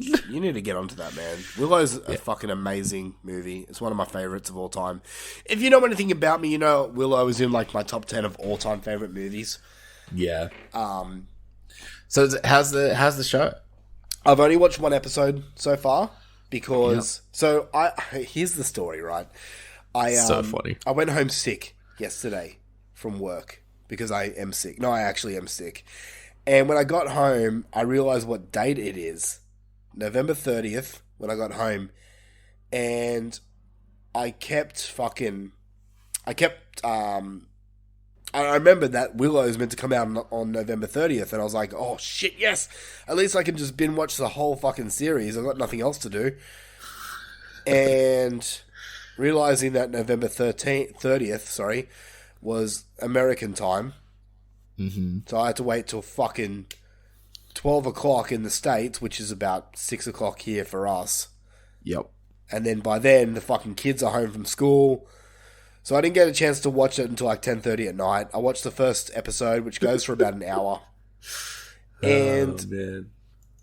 Because you were like, we were messaging each other.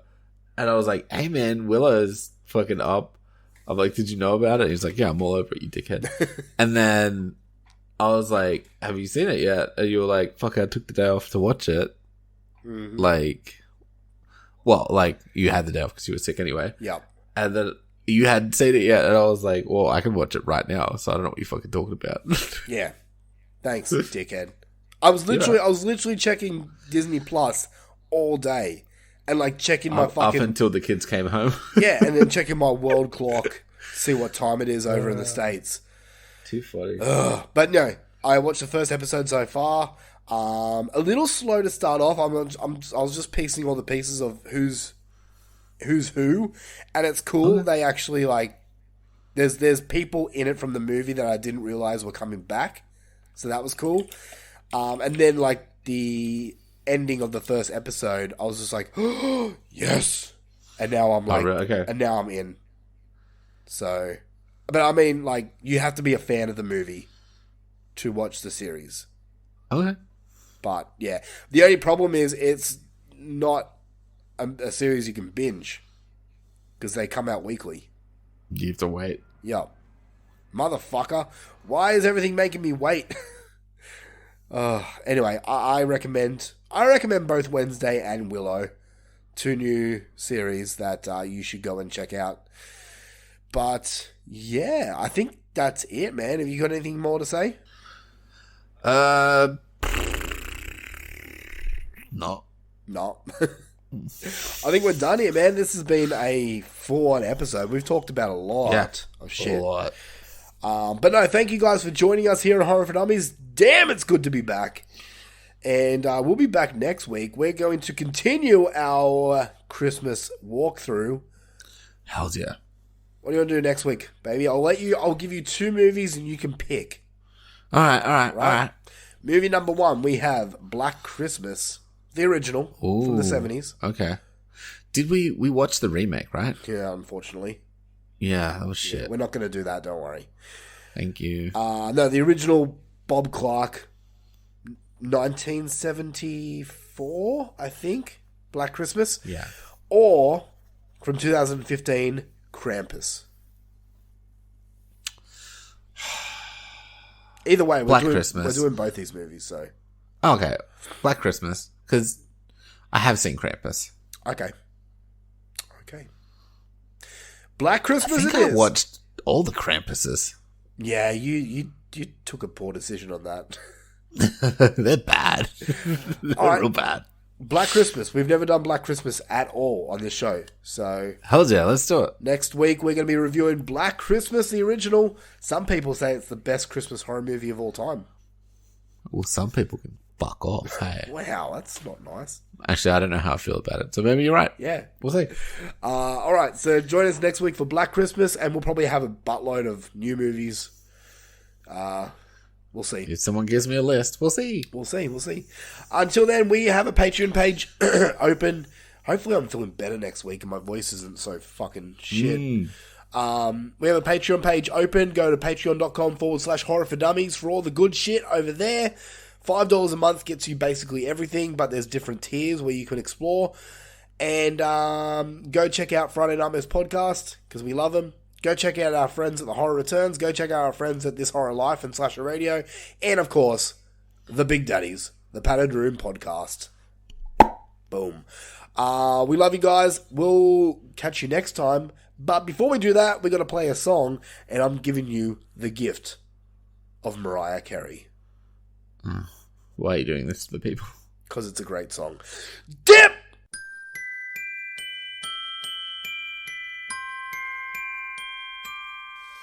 I don't want a lot for Christmas. There is just one thing I need. I don't care about the presents underneath the Christmas tree. I just want you for my own, more than you could ever know. Make my wish come